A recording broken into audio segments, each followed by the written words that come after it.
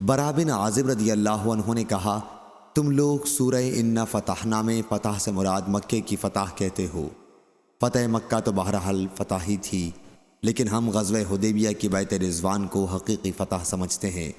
उस दिन हम रसूलुल्लाह सल्लल्लाहु अलैहि वसल्लम के साथ 1400 आदमी थे। हुदैबिया नामी एक कुआं वहाँ पर था। हमने उसमें से इतना पानी खींचा कि उसके अंदर एक कतरा भी पानी के नाम पर पानी न रहा।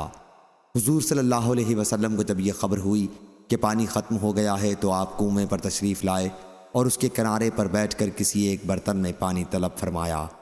उससे आपने वज़ू किया और मज़मज़ा कुल्ली की और दुआ फरमाई, फिर सारा पानी उस कुएं में डाल दिया।